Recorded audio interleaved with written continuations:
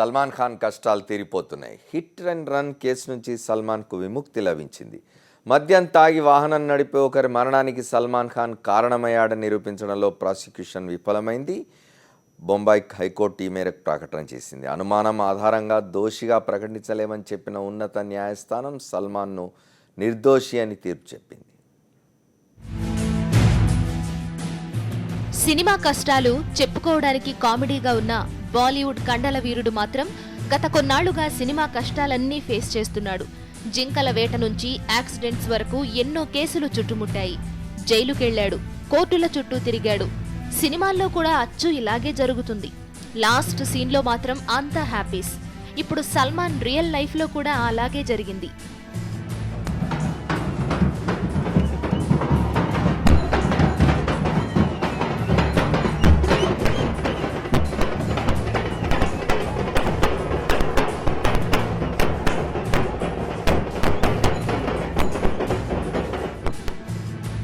పదమూడేళ్లుగా ఉక్కిరిబిక్కిరి చేస్తున్న hit and run కేసులో బజరంగి భాయిజాన్ సల్మాన్ ఖాన్ కు కొండంత ఊరట లభించింది. హిట్ అండ్ రన్ కేసులో బాంబే హైకోర్టు సల్మాన్ ఖాన్ ను నిర్దోషిగా ప్రకటించింది.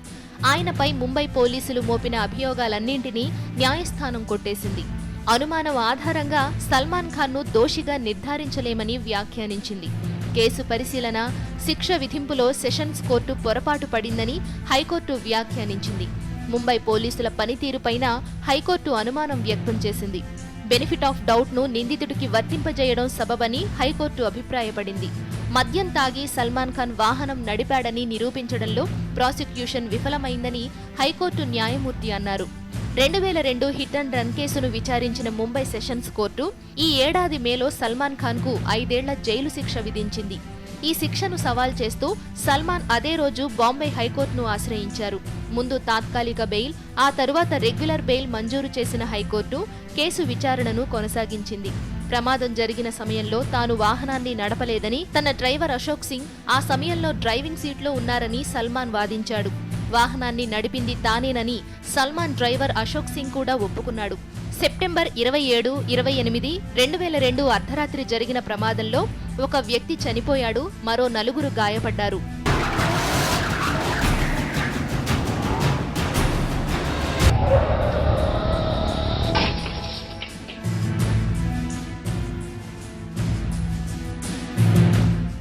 మరోవైపు బాంబే హైకోర్టు ఇచ్చిన తీర్పును పూర్తిగా పరిశీలించిన తరువాత తదుపరి చర్యలపై నిర్ణయం తీసుకుంటామని మహారాష్ట్ర ముఖ్యమంత్రి దేవేంద్ర ఫడ్నవీస్ తెలిపారు.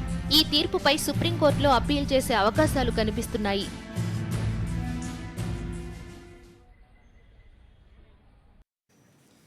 సల్మాన్ ఖాన్ ప్రముఖ హిందీ నటుడు. ఆయన 2002 సెప్టెంబర్ 28వ తేదీన జరిగిన ఒక ప్రమాదానికి సంబంధించి కేసు ఎదుర్కొంటూ ఉన్నాడు. సెషన్ కోర్టు ఇచ్చిన తీర్పును హైకోర్టు ఇచ్చేసింది. హైకోర్టులో ఆయన నిర్దోషి అని తేల్చింది. సరైన సాక్ష్యాలు లేవని చెప్తున్నది. దాని గురించి మనతో మాట్లాడడానికి సీనియర్ పోలీస్ అధికారులు ఉన్నారు, అట్లాగే న్యాయవాదులు ఉన్నారు. సీనియర్ న్యాయవాదులు న్యాయ వ్యవస్థను దగ్గరగా చూస్తున్న వాళ్ళు, పోలీస్ వ్యవస్థ పనితీరుని దగ్గరగా చూస్తున్నారు. వారితో ముందు మాట్లాడి శ్రీనివాసరావు గారితో మాట్లాడదాం. కృష్ణారావు గారు చెప్పండి, అంటే ముంబై పోలీసుల యొక్క సమర్థత మీద లేదా ముంబై పోలీసుల యొక్క పనితీరు మీద, ఎందుకంటే కేసు ముంబై పోలీసులు పెట్టినారు. సల్మాన్ ఖాన్ ఆనాడు చేసిన ఒక యాక్సిడెంట్కి సంబంధించి కేసు పెట్టింది పోలీసులు. ఇవాళ కోర్టులో పోలీసుల పనితీరుని ప్రశ్నించే విధంగా తీర్పునిచ్చింది. అమర్ గారు, ముందు అసలు ఈ భారతదేశంలో ఉన్న క్రిమినల్ జస్టిస్ సిస్టమ్ ఎలాంటిది, అక్యూజిటోరియల్ సిస్టము, ఇది ఇంక్విజిటోరియల్ కాదు, దాని గురించి 2 మాటలు చెప్తాను ప్లీజ్. ఏదైనా నేరం జరిగినప్పుడు నేరం జరిగిన వెంటనే ఎవరో ఒకరు ఇన్వెస్టిగేట్ చేయాలి. సాధారణంగా ఇండియన్ పీనల్ కోడ్ లాంటి నేరాలైతే పోలీస్ చేస్తారు, కస్టమ్స్ యాక్ట్ అయితే కస్టమ్స్ డిపార్ట్మెంట్ చేస్తారు, లేక ఎక్సైజ్ డిపార్ట్మెంట్ కేసు అయితే ఎక్సైజ్ డిపార్ట్మెంట్ కూడా, అలాగే 10 ఏజెన్సీస్ దాకా ఉన్నాయి. బట్ ఎక్కువగా నేరాలు ఇండియన్ పీనల్ కోడ్వే కాబట్టి పోలీస్ డిపార్ట్మెంట్ చేస్తారు. ఇందులో నేరం ఏమిటి అంటే, పేమెంట్లో పడుకున్న 5గురిని ఒక వాహనం వాళ్ళ మీద నుంచి వెళ్ళిపోయింది, దానివల్ల ఒక మనిషి చనిపోయారు, 4గురికి సీరియస్గా ఇంజరీస్ అయ్యాయి. దాన్ని వాళ్ళు ఆ టైంలో ఎవరైతే ఈ యొక్క నేరం చేశారో వాళ్ళు హిట్ అండ్ రన్ అంటే వెళ్ళిపోయారు, పారిపోయారు. సాధారణంగా ఇలాగే జరుగుతుంది. ఇది మనం అనుకునే పరిభాషలో పూర్వకాలం 304E ఐపీసీ అంటారంటే ఎవరన్నా ఒక rash act or negligent act చేసి ఆ యాక్షన్ వల్ల ఎవరి మరణానికైనా కారణమైతే అది Indian penal code section 304-A. ఈ -A అంటే ఒరిజినల్గా ఇండియన్ పీనల్ కోడ్ 1861లో చేసినప్పుడు ఇవి లేవు ఈ నేరాలు. అయితే ఈ తర్వాత పెట్టారు కాబట్టి 498A 304A అంటూ అలా వచ్చాయి. ఇది ఆ నేరం. ఆ నేరం ప్రకారం పోలీసులు, బొంబాయి పోలీసులు 2002లో నమోదు చేశారు. సల్మాన్ ఖాన్ని పట్టుకున్నారు, ఆయన వాహనాన్ని పట్టుకున్నారు. ఆయనకి అప్పటికే బాగా దిగిపోయింది, but anyway is blood samples తీసుకున్నారు. దాని తర్వాత ఆయన్ని అరెస్ట్ చేసి బెయిల్ మీద వదిలేశారు. Is a celebrity. అయితే ఈ 304A కేసులో బెయిల్ మీద విడవడం సహజమే. అందులోనే ఇతను సెలబ్రిటీ, ఎక్కడికి పారిపోతాడు? అప్పటికి 10 సినిమాల్లో బిజీగా ఉన్నాడు, ఎక్కడికి పారిపోడు. అయితే ప్రజలు చాలా గగ్గోలు పెట్టారు, ముఖ్యంగా మీడియా. ఏమని అన్నారు? ఇతను సెలబ్రిటీ కాబట్టి ఇతనికి ప్రిఫరెన్షియల్ ట్రీట్మెంట్ ఇస్తున్నారన్నారు. అప్పుడు అప్పటి ప్రభుత్వం వాళ్ళు ఒక పెద్ద legal opinion senior criminal lawyer దగ్గర తీసుకుని ఇది 304A కాదు, 304 Part B culpable homicide not amounting to murder. ఎందుకు అంటే అంత స్పీడ్గా వెళ్ళినప్పుడు వాళ్ళకి they would have a knowledge if not intention that such action would lead to death. So అప్పుడు మళ్ళీ తిరిగి దీని సెక్షన్ మార్చారు. ప్రతి స్టేజ్లోనూ సల్మాన్ ఖాన్ చాలా డబ్బున్నవాడు, ఇండియాస్ బెస్ట్ లాయర్స్ వెళ్ళి ఇంటర్లోక్యూటరీ పిటిషన్స్ అంటారు, అంటే ఇది నన్ను ఇలా చేయకూడదు, ఇది తప్పు, ఇది ఇంకా నన్ను ఫస్ట్ క్వాష్ చేయండి, అలా రకరకాల 13 ఏళ్ళు నడిచింది. మొత్తానికి ఇన్ని నడిచినా కూడా అందులో గమ్మత్ ఏంటంటే 12 ఏళ్ల పాటు ఒక ఆయన సైలెంట్గా ఉన్న ఆయన ట్రయల్ జరుగుతుండగా అకస్మాత్తుగా కోర్టుకు వచ్చి నా పేరు అశోక్ సింగ్, ఆ రోజు రాత్రి ఈ బండి నేను నడిపాను అని చెప్పాడు. అది ట్రయల్ కోర్టు వారు పెద్ద ఎక్కువ నమ్మలేదు. మొత్తానికి కోర్టు యొక్క లిమిటెడ్ రోల్ ఏమిటంటే ఇండియాలో ఏదన్నా మనిషిని ముద్దాయిగా తెచ్చినప్పుడు అతనే ఈ నేరం చేశాడు, నాట్ సంబడీ ఎల్స్ అని నిర్ధారణకు రావడానికి సాక్ష్యాలు, ఆధారాలు బియాండ్ రీజనబుల్ డౌట్ ఉన్నాయో లేదో వాళ్ళు చూస్తారు. ట్రయల్ కోర్టు వాళ్ళు అన్నారు ఈ నేరం సల్మాన్ ఖాన్ని చేశాడు, and that to it falls under 304 Part 2 or Part B. So అందువల్ల 5 ఏళ్ళు శిక్ష వేశారు. వెంటనే చాలా హడావుడిగా 2 గంటల లోపల బెయిల్ ఇచ్చేశారు. అప్పుడే కొంత అనుమాన బీజాలు వచ్చాయి. ఏదేమైనా కూడా హైకోర్టు వాళ్ళు దాన్ని ఎగ్జామిన్ చేసినప్పుడు it's a matter of perception. ఓ జడ్జి గారు ఈయన జడ్జే, ఆయన జడ్జే. అయితే ఈయనకేమనిపించింది, ఆయన యొక్క వాల్యూ సిస్టమ్ ప్రకారం this guy must have done it అన్నారు. అయితే హైకోర్టు వాళ్ళు ఏమన్నారంటే అబేబే we have to be satisfied, convinced that it is beyond reasonable doubt. I have a doubt because defence lawyers చాలామంది డౌట్లు పెట్టారు. ఆ డౌట్లు పెట్టినప్పుడు వాళ్ళు బెనిఫిట్ ఆఫ్ డౌట్ ఇచ్చారు. They never said Salman Khan is a great man, ఈ నెవర్ కమిట్స్ అఫెన్సెస్, ఇలాంటి పదాలు లేవు. The dead man in these 12 years has committed another offense also, another 2 offenses like poaching animals and అంటే అవి మిస్జాయింటర్ ఆఫ్ చార్జెస్, అవి ఇందులో కలపడానికి ఏ నేరం ఆ నేరమే. సో ఇప్పుడు మరి సుప్రీంకోర్టులో ఏమవుతుందో తెలియదు. సో ఇది మనం కేవలం ఇప్పుడు ఒక అపెలేట్ కోర్టులో, హైకోర్టులో ట్రయల్ కోర్టు యొక్క జడ్జ్మెంట్స్ రివర్స్ చేయడం అనేది చాలా కామన్. అయితే బట్ ఇక్కడ ఏమిటంటే ఒక సెలబ్రిటీ రివర్స్ చేశారు కాబట్టి దీనికి టీఆర్పీ అనో లేదనో మొత్తం ఇంగ్లీష్ ఛానల్స్ అన్నీ కూడా ఇవే చూపిస్తున్నాయి. ఇంతకంటే సెన్సేషనల్ కేసులు చాలా ఉండొచ్చు. Let me go to the lawyers then. Ravichandra garu చెప్పండి, sessions court has given a judgment and high court. నేను వెరీ అంటే కోఇన్సిడెన్స్ అనుకోండి, yesterday I was surfing the television channels. I saw a movie scene in the television channel. ఒక cinema scene చూసినాను. Cinema సీన్లో ముద్దాయి బోన్లోంచి అడుగుతున్నాడు జడ్జిని, అయ్యా మీరు తీర్పు ఇస్తున్నారు, మీ ఇచ్చే తీర్పు ఖచ్చితంగా అమలు అవుతుందా అని అంటే చెప్పలేను, పై కోర్టు పోతే ఇది కావచ్చు, మరి మీ తీర్పు ఎందుకు, మీ కోర్టు ఎందుకు అన్నాడు. అట్లా జరిగింది ఇది. 2 things, Amar. Basic criminal theory, unless you are sure, don't convict అనే థియరీ చాలా సేఫ్ థియరీ. ఆ థియరీలో no criminal lawyer worth his name will object to it. కానీ హై ప్రొఫైల్ కేసెస్లో ఏమవుతాయంటే నార్మల్గా ఎక్కడో వ్యవస్థ ఇలాంటి వాళ్ళకి What is this high profile? See, when People it who comes are to very well judiciary- known. When it comes to judiciary, why should there be a high profile case? I'm not saying judiciary, I'm saying high profile చట్టం ముందు అందరూ సమానం ఉండాలి Correct. కదా. Why should నేను it అదే be a high అంటున్నా. profile? Why should anybody see it as a high profile case? When it comes to high profile cases అంటే పబ్లిక్ వ్యూకి, not for the judiciary. Okay. Judiciary any case ఒకేలాగా చూడాలి Because అనేది correct. because he is an high profile man in the view of public, is judiciary being a bit I would like to believe no. I would like to believe no. Okay. కానీ వాళ్ళలో కూడా కొంతమంది ఉండొచ్చు, అంత పెద్ద మనిషిని నేను లోపల వేస్తాను ఒక సంతోషం, లేదా లేకపోతే అయ్యో అంత పెద్ద మనిషి మనిషిని కదా. నేను ఎలా వేస్తానని ఉండొచ్చు. So human nature Of course, అనేది, of course. After all judges are also human beings. కానీ they two problems I'd like to focus on before we go ahead. ఒకటి ఏంటంటే ఇలాంటి హై ప్రొఫైల్ పర్సనాలిటీస్ని మనం ఒక సిస్టంలో అక్విట్ కానీ కన్విక్ట్ కానీ చేసేటప్పుడు న్యాయ వ్యవస్థ దాని క్రెడిబిలిటీని పెట్టుకోవడానికి ఇంకా కొంచెం జాగ్రత్త పడాలి. ఆ ఎక్స్ట్రా జాగ్రత్త ఈ కేసులో హైకోర్టు తీసుకోలేదేమో అని ఒక జనరల్ ఒపీనియన్ పబ్లిక్లో ఉంది. One general public lay man's opinion, ఎవరో చంపాడు కదా, వాళ్ళైతే సూసైడ్ చేసుకోలే, it was not a non driver car, లేదా గూగుల్ కార్ ఏమో ఆటో ఆటో మోడ్లో కార్ రాలే ఆ కదా. కాలంలో ఇంకా ఇన్వెంట్ కూడా కాలేదు. But everybody is gone scot free. ఆయన చెప్పుకున్న డ్రైవర్ పోయాడు, సల్మాన్ ఖాన్ పోయాడు, is one belief.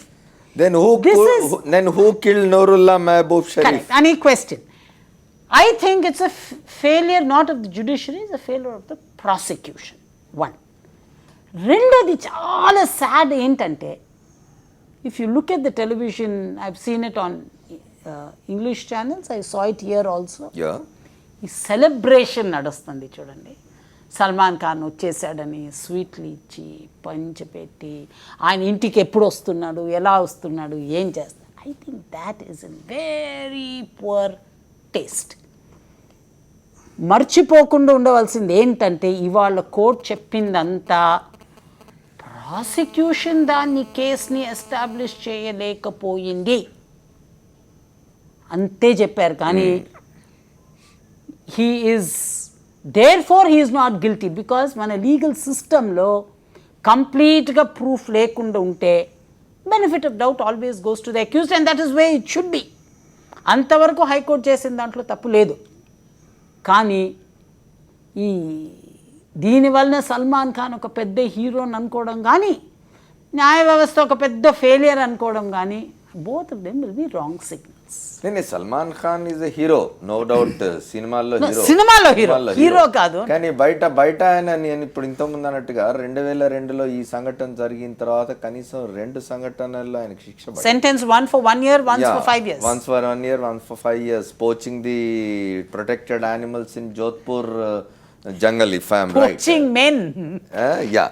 So he was on bail. అంటే ఏమవుతుందంటే sir, India favours those lucky enough to be famous and rich అది అనే అభిప్రాయం జనంలో కలుగుతుంది. ఎందుకంటే See, there are several people who languish in jails for years under trial. ఈ కేసులో ఒకటి ఏంటంటే very unfortunate reflection. Within 8-9 months, I think March or April he was convicted. May he got bail, and in December the case was over. Got bail in 2 hours. This speed, 7 months speed, amazing. I'm very very very happy. మన high court ఇంత బాగా చేయగలిగిందనేది చాలా సంతోషకరమైనది. కానీ ఇది అందరికి చేస్తే చాలా బాగుంటుంది. అందరికి చేస్తే ఇలాంటి రిచ్ పీపుల్ కి, పవర్ఫుల్ పీపుల్ కి చేసి ఉండడం చాలా సాడ్. కానీ కన్విక్షన్ అండ్ అక్విటల్ అనేది గొప్ప వాళ్ళకే అవుతుంది, పబ్లిక్ ఫిగర్స్కే అవుతుంది అనేది నిజం కాదు. ఇలా వీరారెడ్డి గారు లీడింగ్ క్రిమినల్ లాయర్ ఉన్నారు బార్, ఆయన చెప్తారు ఎన్నో క్రిమినల్ కేసెస్లో ఆయన అప్పీల్స్ చేసి సక్సీడ్ అవుతారు. So that I don't think so. So Ravichand గారు, అంటే ఒకటి ఇట్లాంటి సెలబ్రిటీస్ దగ్గరకు వచ్చేసరికి ఇట్లా జరిగినప్పుడు, ఇంతకుముందు కృష్ణారావు గారు అంటున్నట్టు Salman Khan got bail in 2 hours. ఇట్లాంటి ప్రజల్లో కొంత డౌట్స్ రైజ్ చేస్తాయి. దాని గురించి కూడా మాట్లాడుకుందాం. మనతో వీరారెడ్డి గారు, శ్రీనివాసరావు గారు కూడా ఉన్నారు. ఒక షార్ట్ బ్రేక్ తీసుకొని వచ్చి వీరారెడ్డి గారు స్ట్రేట్ మనం వీరారెడ్డి గారితో మాట్లాడతాం. వీరారెడ్డి గారు చెప్పండి, నూరుల్లా మహబూబ్ షరీఫ్ని ఎవరు చంపినట్టు ఇప్పుడు? ఆ కారు చంపింది, ఆ కారును డ్రైవ్ చేసిన డ్రైవర్ చంపాడు. అయితే ఆ కార్ని ఎవరు డ్రైవ్ చేశారు అన్నది is the question. Yes. So డెఫినెట్గా ఏంటంటే ఇక్కడ క్రిమినల్ జురిస్ప్రుడెన్స్లో మనకి ఎందుకంటే ఏజ్ ఓల్డ్ జురిస్ప్రుడెన్స్, ఇదేదో ఇప్పుడు నిన్న ఒక 10 సంవత్సరాలు 20 సంవత్సరాల నుంచి వచ్చింది కాదు. ఎప్పుడు కూడా ఏంటంటే క్రిమినల్ జురిస్ప్రుడెన్స్లో ఒక నిర్దోషికి శిక్ష పడకూడదు. అంటే కోర్ట్స్ మీద బాధ్యత ఎక్కువ ఉంటుంది, ప్రాసిక్యూషన్ మీద నేరం రుజువు చేయాల్సిన బాధ్యత ఉంటుంది. ఆ నేరం రుజువు చేయగలిగారా లేదా పూర్తి బియాండ్ ఎనీ రీజనబుల్ డౌట్, అంటే ఏ విధంగానూ ఎటువంటి డౌట్స్ కూడా కలగకుండా అంత పకడ్బందీగా ప్రాసిక్యూషన్ ప్రూవ్ చేసిందా అన్నది సిద్ధాంతం. అట్లా ప్రూవ్ చేసినప్పుడే అతనికి కన్విక్షన్ వేయాలి. ఒక నిర్దోషికి అనవసరంగా శిక్ష వేయడం అనేది మంచి పద్ధతి కాదు, అది సిస్టంలో ఉన్నది. సరే, ఒక నిర్దోషికి శిక్ష పడకూడదు, 100 క్రిమినల్స్ తప్పించుకోవచ్చు అని, 100 క్రిమినల్స్ తప్పించుకోవచ్చు అన్నది తర్వాత వచ్చింది, ఒరిజినల్ జురిస్ప్రుడెన్స్లో రాలేదు. ఇక్కడ క్వశ్చనల్లో ఏంటంటే సల్మాన్ ఖాన్కి ఈరోజు హైకోర్టు అక్విటల్ ఇచ్చిండొచ్చు, but fact remains sessions court conviction ఇచ్చింది. ఇన్వెస్టిగేషన్ చేసిన దాని మీద, ప్రాసిక్యూషన్ ప్రూవ్ చేసిన దాని మీద ఇచ్చింది. సార్ ఒకటి ఇంతటితో పూర్తి అయిపోలేదు, ఇంకా సుప్రీంకోర్టులో ఉంది. సుప్రీంకోర్టులో స్టేట్ గవర్నమెంట్ డెఫినెట్గా అప్పీల్ వేస్తారు, సుప్రీంకోర్టులో మళ్ళీ పరిశీలిస్తారు, 2 జడ్జిమెంట్స్ను చూస్తారు, మొత్తం రికార్డ్ అంతా పరిశీలిస్తారు. ఒకవేళ సెషన్స్ కోర్టుదే కరెక్ట్ అంటే మళ్ళీ హైకోర్టు జడ్జిమెంట్ను రివర్స్ చేసే అవకాశం ఉంది, మళ్ళీ కన్విక్షన్ను ఖాయం చేయొచ్చు. సో మనం సుప్రీంకోర్టు వరకు మనం వేచి చూడకుండా ఇప్పటికిప్పుడు సల్మాన్ ఖాన్ నిర్దోషి అని చెప్పలేము, దోషి అని చెప్పలేము, ఇప్పుడున్న పరిస్థితి అది. కానీ ఒకటి, ఇప్పుడు సెలబ్రేషన్ ఇంతకుముందు చెప్తున్నట్టుగా రవిచంద్ర గారు చెప్తున్నట్టు సెలబ్రేషన్స్ జరుగుతున్నాయి, మీడియా అంతా చూపిస్తుంది. డెఫినెట్గా రవిచంద్ర గారు చాలా చక్కగా చెప్పారు, అది పర్ఫెక్ట్లీ రైట్. అనవసరమైన దాంట్లోకి ప్రతిదానికి సెలబ్రేషన్స్ అనేది మీనింగ్లెస్. ఆ సెలబ్రేషన్స్ ని ఎక్స్పోజ్ చేస్తూ మీడియా చూపించడం కూడా మంచి పద్ధతి. వీరారెడ్డి గారు ఒకటి ఏంటంటే, ఇప్పుడు ప్రాసిక్యూషన్ బలమైన వాదన వినిపించలేకపోయింది లేదా సరైన ఆధారాలు చూపలేకపోయినారు అన్నప్పుడు, that is also reflection on police department also. Investigate చేయాల్సింది ఇక్కడ ఒకటండి, police department under the law you cannot create evidence. You can only collect evidence. I'm not saying that you must create evidence. Yes, the only eyewitness. The eyewitness refused to testify. Kamal Khan. He was traveling. There was another eyewitness. Papa Atan chanipoyadu. He is the personal security officer from the Bombay police given to Salman Khan. He is an eyewitness. He was present in the car. That is what. Atani testimony ni nammaledu. మొత్తానికి he died under mysterious circumstances. Prosecution వాదన బలంగా లేదు లేదా సాక్ష్యాలు బలమైన సాక్ష్యాలు ఆధారాలు దొరకలేని కారణంగా మరి సెషన్ కోర్టు ఎట్లా దాన్ని అదే. అందుకనే ఇప్పటికిప్పుడు ఏంటంటే మనం ఒక కంక్లూజన్కి రాలేం. సెషన్స్ కోర్టు తప్పనో, హైకోర్టు రైట్ అనో, లేదా హైకోర్టు తప్పనో, సెషన్స్ కోర్టు రైట్ అనో కంక్లూజన్కు this is not the stage. ఇంకా సుప్రీంకోర్టుకు ఓపెన్ ఉంది, కాబట్టి సుప్రీంకోర్టు అయిన తర్వాత we can discuss on that. Investigation ప్రాసిక్యూషన్కి సంబంధించినంత వరకు ప్రాసిక్యూషన్ వాదనల్లో ఫెయిల్ అయిందని మనం చెప్పడానికి లేదు. ప్రాసిక్యూషన్ వాదనలు ఎంతసేపు కూడా కేసుని ఇన్వెస్టిగేట్ చేసిన పద్ధతి మీద ఆధారపడి ఉంటాయి. ఆ ఇన్వెస్టిగేటింగ్ ఆఫీసర్ ఏ విధంగా ఇన్వెస్టిగేట్ చేశాడు, అక్కడ ఆయన నిజంగానే చిత్తశుద్ధిగా పకడ్బందీగా ఇన్వెస్టిగేట్ చేశాడా, లేదా ఎటువంటి ప్రలోభాలకు ఏమైనా లొంగి, బికాజ్ ఎందుకంటే ఇక్కడ అక్యూజ్డ్ ఏంటంటే చాలా రిచ్ సెలబ్రిటీ, కాబట్టి ఎటువంటి ప్రలోభాలకు ఏమైనా లొంగి ఇన్వెస్టిగేషన్లో కావాలని కొన్ని లూప్ హోల్స్ వదిలేడా అనేది మనం ఇప్పటికిప్పుడు చెప్పడం కష్టం. అటువంటి సందర్భాల్లో ఇన్వెస్టిగేషన్ సరిగ్గా లేనప్పుడు, సరైన సాక్షులను ప్రవేశపెట్టడంలో పోలీస్ డిపార్ట్మెంట్ ఫెయిల్ అయినప్పుడు ఇటువంటి జడ్జిమెంట్సే వస్తాయి. వాళ్ళు కనుక అంటే there are 5 prosecution witnesses who were given up. When they are certain that I will turn hostile, మరి గివ్ అప్ చేయకపోతే ఏం చేస్తారు? అది కూడా పబ్లిక్ ప్రాసిక్యూటర్ చేస్తాడు. No policeman conducts prosecution. On the instructions of police. No, actually that's not correct. I've been a policeman for 37 years. The police have no role. For 35. And he a lawyer for 35. Yeah, but 37, I've been a police. 2 years senior too. Not that. We never go to... Asalu, only when we have to give evidence, we go. Okay. Otherwise, the constable goes. He doesn't decide. It's a prosecutor who decides. That's in a small case. Not in a small case, maybe. How? ఏ విధంగా అతను hostel అవుతాడని తెలుస్తుంది, పోలీసుకు ముందు తెలుస్తుంది. Police will instruct the public prosecutor, ఇతను మనకు against గా చెప్పేటట్టున్నాడు sir, ఇతను వదిలేసేయండి అంటే వదిలేస్తారు. అంతేగాని public prosecutor cannot talk to the witness before. Anyway, now there is one eyewitness. There are 2 eyewitnesses who were traveling in that car at that time. Along with Salman Khan. Wakadu is a singer, Kamal Khan. For some mysterious reason ఈ refuse to testify. రెండోది is Ravindra Patil, who is a police constable, and his presence cannot be doubted. Unfortunately, there were some discrepancies. In any case, he was subjected to a lot of humiliation. He was dismissed. For what reason, I don't know. Obviously, I can't say Bombay police can withstand any amount of... The Bombay Police Commissioner's post itself is auctioned. Whichever group pays highest to the Home Minister gets it. It's well known. Yeah. So, I can't talk much about that. However, that trial court has relied on the evidence of Ravindra Patil. The High Court has not believed. So, ultimately, it depends on whether you accept the evidence on record or not. They felt it is not sufficient. So, we have to wait whether Supreme Court is likely to come to a different opinion. But reversal of judgments is very common. So మనం శ్రీనివాసరావు గారితో మాట్లాడారు. శ్రీనివాసరావు గారు, అభిజిత్ అనే ఒక singer ఈ సల్మాన్ ఖాన్ ఇష్యూలో car తీసుకుపోయి road payment మీద పడుకున్నారు. పేమెంట్ మీద ఎవరు పడుకుంటారు? పేదలు పడుకుంటారు, దిక్కులేని వాళ్ళు పడుకొని ఉంటారు. అభిజిత్ అనే సింగర్ అన్నాడు, అదే కుత్తా రోడ్ పే సోయేగా రోడ్ పే మరేగా అన్నాడు. ఇప్పుడు అట్లాగే తీసుకోవాలా ఇవాళ వస్తున్న తీర్పులు చూస్తూ ఉంటే? ఇప్పుడు పోలీస్ కోణం నుంచి, లాయర్ల కోణం నుంచి ఫుట్పాత్ మీద పడుకుంటుంది, ఫుట్పాత్ మీద చనిపోతుంది అంటాడు. అంటే ఫుట్పాత్ల మీద పడుకునే వాళ్ళను కుక్కలతో పోల్చే పరిస్థితి. నేను ఒక విషయం చెప్పాలనుకుంటున్నాను. ఎందుకంటే పోలీస్ కోణం అయిపోయింది, లాయర్ల కోణం అయిపోయింది. నేను మామూలుగా సామాన్యుడి దృష్టిలోంచి ఆలోచన చెబుతున్నాను. న్యాయం అనేది చట్టం కోణం నుంచి ఒక రకంగా ఉంటుంది, ధర్మం నుంచి చూస్తే ఇంకో రకంగా అనిపిస్తుంది. చట్టం ప్రకారం న్యాయమైంది ధర్మం ప్రకారం కాకపోవచ్చు, ధర్మం ప్రకారం న్యాయమైంది చట్టం ప్రకారం కాకపోవచ్చు. ఇది ఉంది. ఇక్కడ మనం చూసుకోవాల్సింది ఏంటంటే మిగతావన్నీ వదిలిపెట్టండి. వాళ్ళు ఇచ్చిన కామెంట్లు, వీళ్ళు ఇచ్చిన వాదనలు, ప్రాసిక్యూషన్, ఇది కాదు. నేను ఇంకాక నుంచి ఒకటి చూస్తున్నాను అక్కడ, హిట్ అండ్ రన్. ఆ ఒక్క విషయం ఎవరైనా మాట్లాడారండి? నిజమే, అతను డ్రైవ్ చేయట్లేదు, కారులో ఉన్నాను ఒప్పుకుంటున్నాడు. అదే కదా అతను చెప్పింది. అతను ప్రూవ్ చేయలేకపోయినారు, అతను డ్రైవ్ చేస్తున్నాడు అని ప్రూవ్ చేయకపోయినాడు, తాగినట్టు కూడా ప్రూవ్ చేయలేకపోయినాడు. అంటే అతను తాగలేదు, డ్రైవ్ చేయట్లేదు, అంటే మంచి సోయలో ఉన్నాడు. హిట్ అండ్ రన్ ఎందుకండి? అంత సెలబ్రిటీ, ఒక మనిషి ప్రాణం పోయినప్పుడు అతను స్వయంగా తీసుకెళ్లి హాస్పిటల్లో చేర్చి,